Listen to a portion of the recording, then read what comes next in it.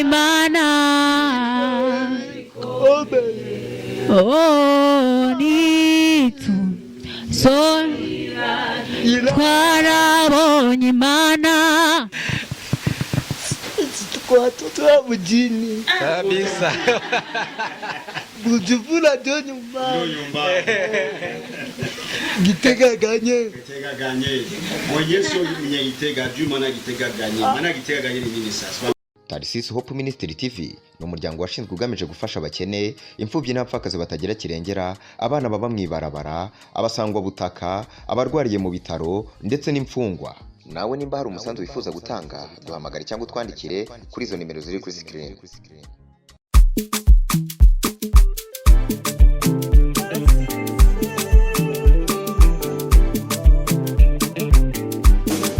Baramutse abakunzi ba Tarsis Hope Ministry TV. Ni Prote turakingiwe ndi imbere yanyu kugira ngo tushobore kuganira abiri canka 3. Ndi kumwe na gwagwaruka muratuzi turazinanye. Turamenyeranye. Oya mwaratumenye ariko nta mpamvu yo kumenyerana. Ivyo birumvikana. Ako nkabanda gakemuye. Nta kumenyera ariko kumenya ni bon. Nuko rero murabona ko turano tumeze bien, turi kumwe na gwagwaruka dusanzwe tuba turi kumwe mu biganiro bitandukanye, mu manuro ndetse no mu ndirimbo. Ivyo bitihwe. Muti tuje hano gukora iki rero? Tuwadufata urugendo. Muravyibuka tukora umunsi mukuru w'abasangwa butaka canke abanyakarama n'abatishoboye n'abagenana ubumuga bagiye batandukanye. Haravuzwe amajambo atari make. Barasaba ivyo bipfuza bitari bike muri ivyo byaragiye mu ngiro, ariko no munsi naho tugendeye umwe mu bashoboye kugira ico basavye. Wa munsi mukuru, wa munsi mukuru ikirundi kiraryoshe bana. Wa munsi haba wa munsi mukuru. Arondagerageje kidetaya neza. Nk'umuntu nyene wo mu Burundi jana kwijana. So rero tugiye kuraba umwe muri babandi twari kumwe hano yasavye ikintu kanaka. Umuyobozi w'ishiramwe na waravuga ati Jesse nigeze nyaka amasigara cicaro. Yenda mu mushiri no envelope. Ndayifisa ndayicayeko. Ahubwo ndahagaze gusa ndayihagararanye. Turayitwaye kugira ngo tuyimushikirize. Uzogumana natwe rero ndazi ni umwanya mwiza w'umunezero wo kubona yuko iyo Imana isezeranye irashitsa nabo yeremye nabashezera basezeranye bagashitsa. Ariko muri no rugendo rose nza kurufata jenyene. Inyuma y'amarido muramunsi ni Wizobi niyo yibereye. Hano imbere turi kumwe n'ugwaruka turamukanye na ndega basha hano. Tugende ko kwa twandegasha turamukanye. We turamukanye. We mbere tugira uko. Meze neza. Ndashima kabisa. Tugiye gufata urugendo uriteguye kugenda neza uko umwe yavuga ati je ninagenda bakangonga muraza kumbwira. Ugira hagati mwibarabara niba kugonga turakubarira. Kabisa ama ibindi navyo tuzosubira bambonye ntangora. Sande sana muhenoze sofoni ngenda koriyo ni sawa. Amahoro.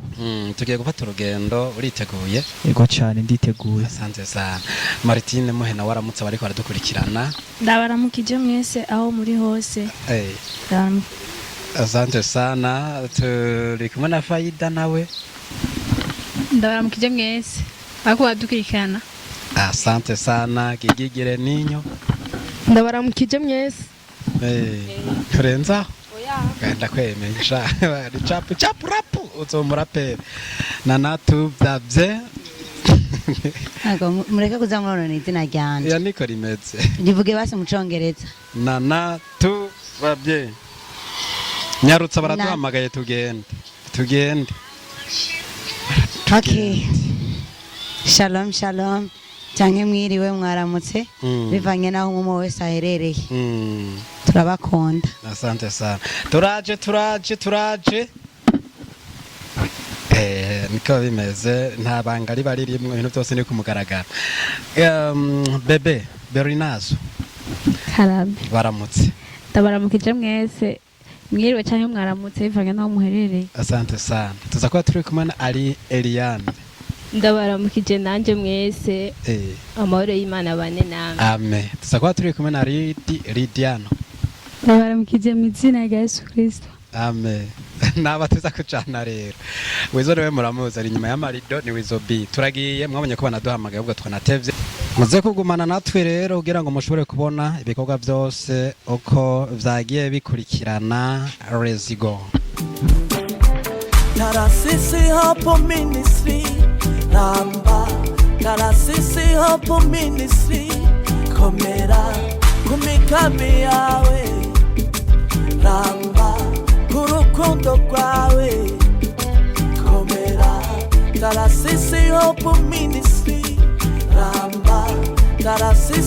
Hope Ministry komera ku rukundo rwawe ramba ku migambi yawe komera Talasisi Hope Ministry shirame ridaranira inyungu shirame ry'umurundi w'Amerika afatikanyije n'umukobwa wiwe Talasise Chaseline bakora ibikora inka birambire ntibibagire iyo bavuka nubwo ari kure namba ntibaruhuka bama batwibuka Talasisi Hope Ministry Talasisi Hope Ministry namba Talasisi Hope Ministry komera ku migambi yawe ramba ku rukundo rwawe komera ku rukundo rwawe ramba ku migambi yawe komera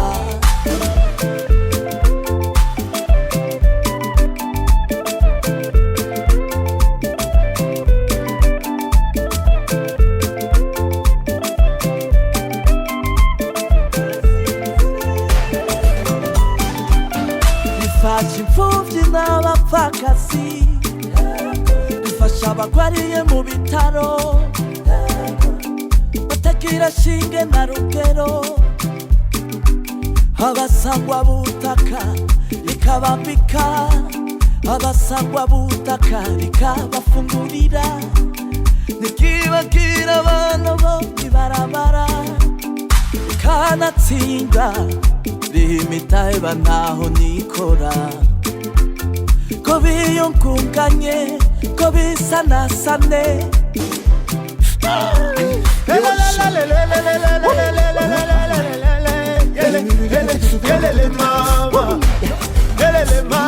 Talasisi Hope Ministry ramba Talasisi Hope Ministry komera ku migambi yawe ramba ku rukundo rwawe komera Talasisi Hope Ministry ramba Talasisi Hope Ministry komera ku rukundo yo mvuka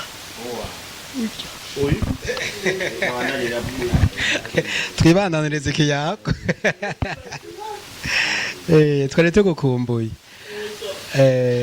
ko bwana Ciza umeze neza rero ndashimira Imana kandi urazi Kirundi neza burya nakibazo yego uriya musi ariko waravuzemo n'igiswahili yego nasanze n'igiswahili wo kwisorora akazi yego okay nakivukiye yego igiswahili nacize hirya y'ejo hari ibintu bikinsiga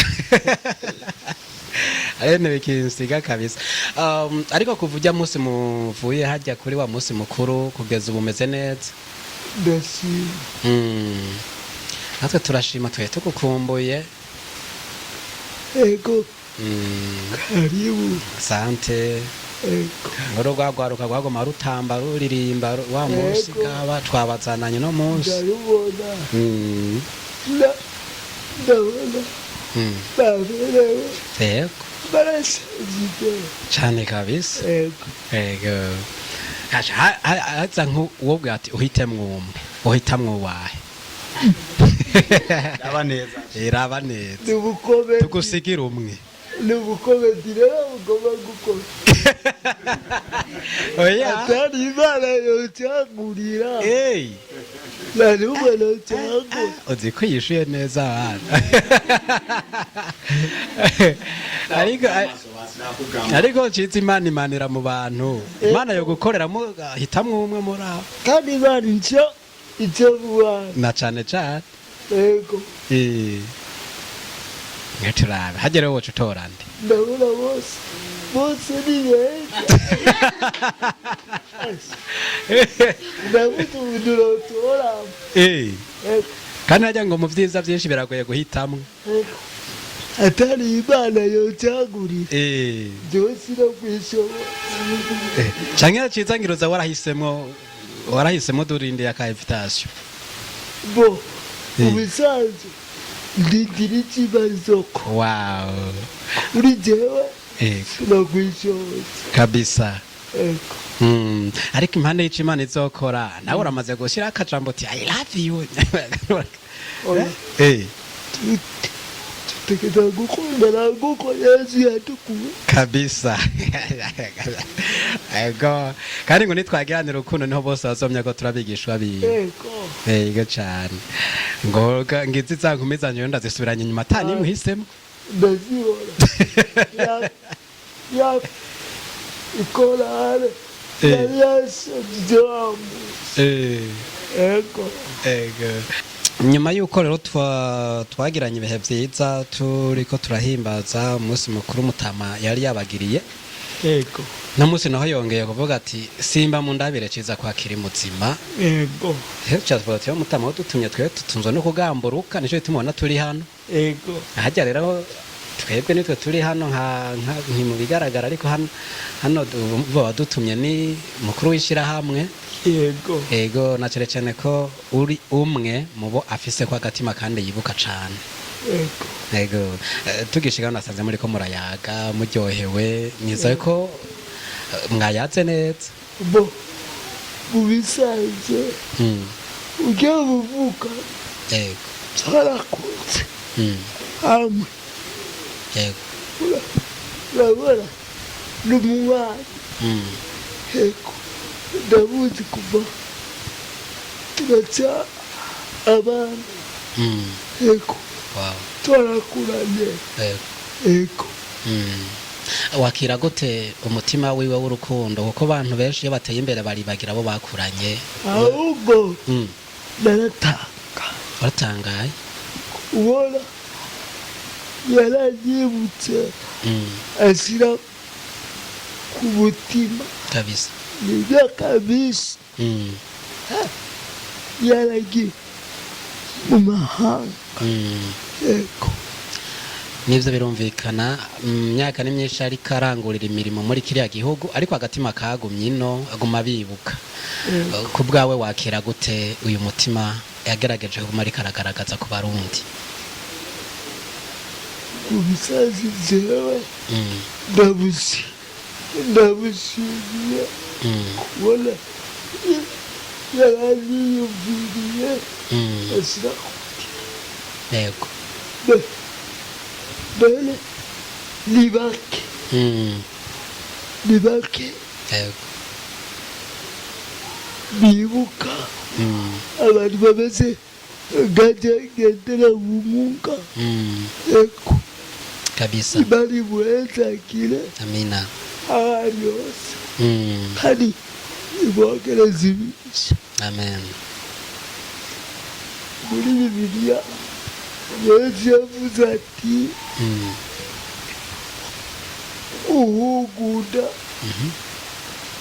n'uburyo yafashije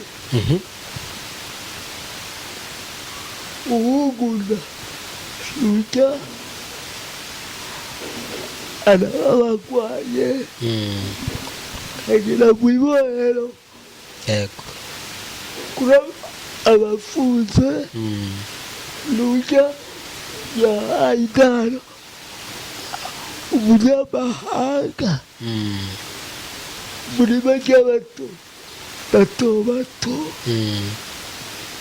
abatama n'abatamakazi batava mu nzu ego niyo yavuze ati muri bake n'andi bato ni jewe mwabikoreye kabisa asante sana reka rero nk'uko twaramutse dutumbera rino rembo turafise ubutumwa yaturungikanye nyuma yo kuva hariya uko hajya habereye ujya munsi mukuru muravyibuka hari ikintu mwari mwasavye ko yarashoboye kubaha akanya ko kuganira nawe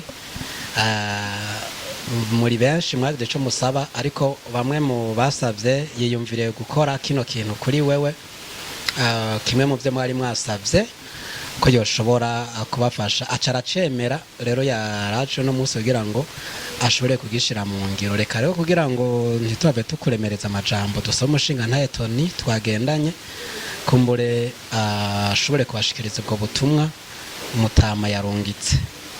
Murakoze mu Faida yego ajya ngo nta mukuru abura mukuru we, reka nsabe Tony amumpere buno butumwa. Kiza unasema aje? Swahili kiko chepesi kuliko Kirundi. nasikia Sasa uzungumza mko naye. tulikuwa pamoja tukizalikiwa barabara moja Bora ngapi? ya 12 Karitega. Gitega Kitireko. Kilamba Kina. Bujumbura Bujumbura. Burundi Adresi na enea kabisa. tuko watoto wa mjini Kabisa. Bujumbura ndio nyumbani. Gitega ganye. Gitega ganye. Mwenyeso mwenye Gitega juu maana Gitega ganye. Maana Gitega ganye ni nini sasa? Una le pirate. Maana yake sasa Gitega ganye kama hao walizaliwa hapo wanajua maana yake nini sasa? Hawajui kitu. Hawajui kitu. Maana yake ni simamie sasa wajue sasa. Gitega ganye. Gitega ganye. Tulitoaga kati makartie balikuwa nacheza mpira zoni gardien ilikuwa ni soki ngozi na kwetu barabara ya kwanza na kwetu Gitega jo alikuwa kwetu kocha ilikuwa Juma Mambuzi asa fariki kuduze kule juu. Inga wengi wajui kama Juma Mambuzi, wengi wanajua ni Kabuzi. Kabuzi lakini ni Juma. Unaona kama wewe mko watu wa zamani hapa. Bibi niko mtoto wa msite kabisa. Kilaba hawezi kunidanganya. Niko mzaliwa. Sasa hawa wote wako mbele yako hawa na wengine wako kufuatilia katika hii kipindi chetu na wako tunazungumza. Ndio. Na wengi wanaishi Gitega. Watakikusikia wakisema kama tunauza uongo, watasema kama tuza kwa muongo. Yule abadiyu kabisa. Kinamba. Najulikana kama vile. Twambie mzee maarufu waitwa wanaitwa kuduze karate Gitega kuduze. Twambie mtu maarufu. Kidinga. Kasidi. Kichele. Wengine watu washafariki. Watu washafariki? Na kinini? Wazee tunabakiana ni watatu. Kile Mzee Ngongo Kichele tu. Wengine watasha? Hao wazee na mzee wako ndani? Na mbele yako. Mbele yangu. Ndio barabara. Wengine wa mama wote washagaondoka. Tuambie watu watatu ambao washafariki kwa hiyo barawa yetu wazazi. Mama Musa. Kabisa. Sasa Kiza walizungumza kwamba kuna kitu baadhi ambayo Sadiki unayofahamu taasisi aliweza kutumamia kama kile chenye ulizungumza. Mimi mahitaji yangu sio mengi, mimi mahitaji yangu ni tumbo. Ndio tulizungumza. Mahitaji niliomba alituri gasio akanambia ni ngapi unakula, nikamwambia 7,000 kusiku, na hapo ni usiku. Tukitia saa 6 au magharibi ni nyingi, lakini kwa huruma wake moyo wake ukivutuma akaongeza jinsi Mungu anamubali. Sasa Kizo, nazungumza mambo yaliyomuomba yote nimesikia na nimekufuatilia kwenye konsepo na kufuatilia kila msikilizaji. Hivyo hivyo. Nilidanganya. Au nilipita nyuma. Na wewe uweze kuipokea, uipe roho usiku hii na mtoto yako ni aliyonipa taasisi ili muweze kuchangia chakula cha leo na kesho, wena na kesho kutwa. Ndio chakula tunakula kujua kama mko naye karibu tunachangia. Naomba sana mwe mje hapa mchukue block ili mwe tutaweza picha.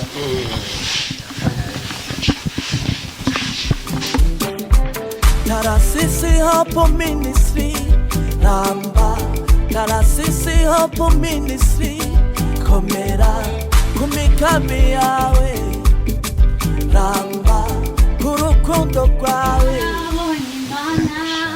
idukorera ibikomeye twarabonye Imana idukorera ibikomeye twarabonye Imana idukorera ibikomeye nitwo soyibakira twarabonye Imana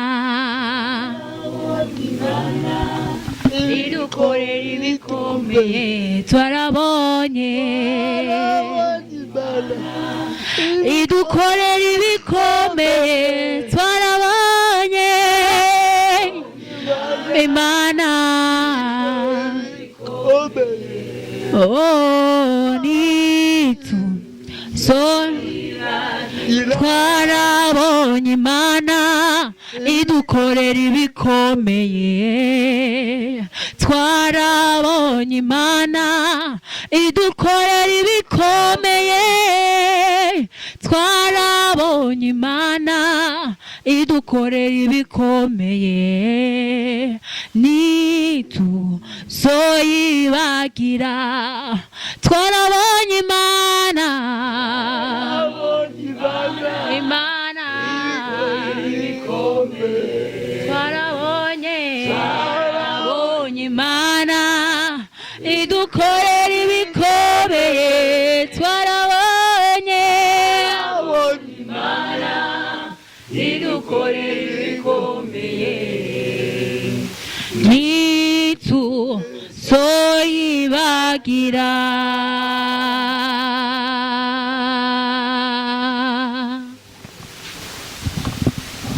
akira ama nawe murakoze cyane. Imana ibahezaagire. Amen. Ibogeze ibigisha. Amen. Nashimye. Nasadiki how ari hose Imana ibogeze ibigisha. Amen. Ariko arakumva. Nashimye bivuye ku mutima. Amen. Sinzi kunira gushimira ariko Imana nibuhezaagire. Amen. Amen.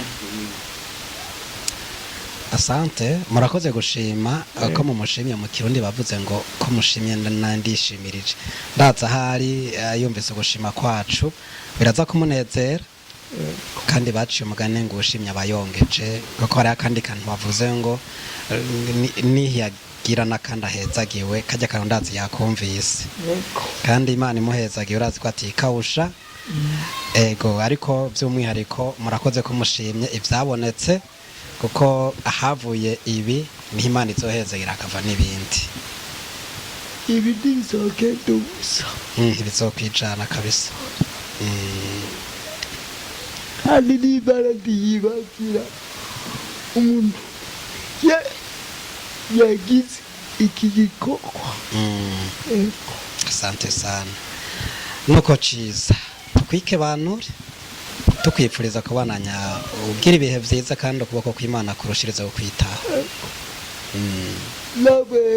Yego ndabashimiye yego murakoze cyane bivuye amen bari baheza amen ibagereza ibibazo amen ibashyira ubikatatiwa amen ibakigira abasi amen ibiyaga ibihusi abasaga yari yoba mwige mumenya amen nuko mu gwaruka twageranye nta mwigema afise akantu yomubaza avuga ati nanje ndamuganiriza ingene nanje iga yama yumva runorojwe rwanje gusa canke arakene kumva kaje kumwigema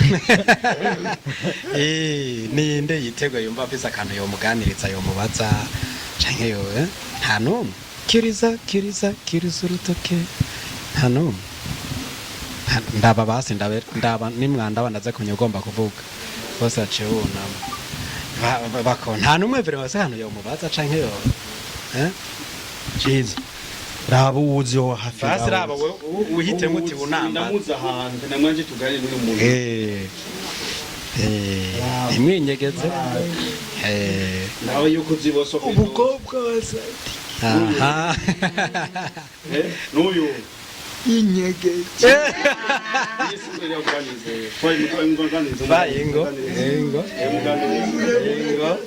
ndi muremu Imana yaramuhetse agiye wiga je niga mu Buyenzi gusa nakuriye nyene ngaho kuri duzi haje nyene kwa Mabahati nakuze ndakubona uko nyene yego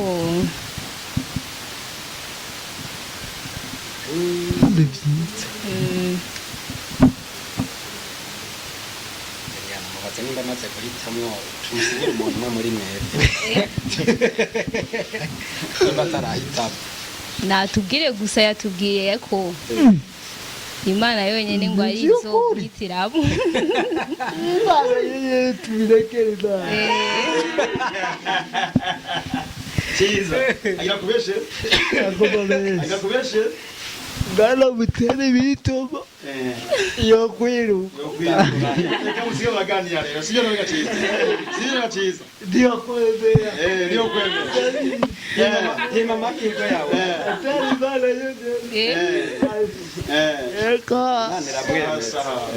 Imana akubwiye ati uhumura ndacakuronderera ona butumwa sibyo rubavu kwa reka rero nishoje sibyo mugabo nacho ko bagenda gusenga ngaho yacitse abo baserura n'abasenzi mugabo shimye nacho ndudase gashimye kuruva mu rurwa sibyo gusengera bari udusabera umugisha kabisa giye gusenga zo kubadabi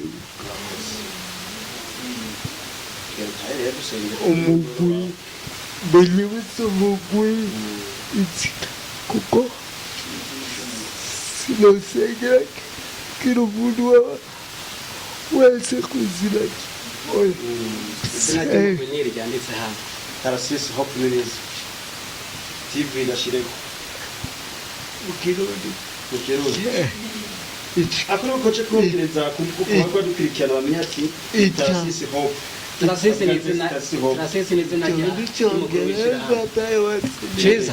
Chiza reka tugusobanurire muri make Tarasisi ni izina ry'umurongozi wacu wirishira hamwe ari nawe yaguhaye iyi envelope umuzi ku izina rya Sadiki sawa Hope Chiza okay Ministry ni ministère birumvikana ministère ijo kiuzi muri ministère yerekejwe ibintu byinshi harimo kugendera abagwaye abagendana ubumuga nk'uko twakugendeye abafungiye mu mabohero atandukanye mu bitaro hari abantu bafungirwa kubera butse yo kuriha ivyo bikorwa ino ministère ni bimwe mu byisanzwe ikora hakakongeye kuri akabango ni TV ni televiziyo kuko inyuma y'ibi bikorwa byose hari ibiganiro byo kungurana ubwenge by'iterambere ndetse n'ibiganiro byo guhimbaza Imana biguma bica kuri uyu muhora wanditse ko Tarasisi Hope Ministry TV ufise telefone nini uza gucuga umutubona twa turiko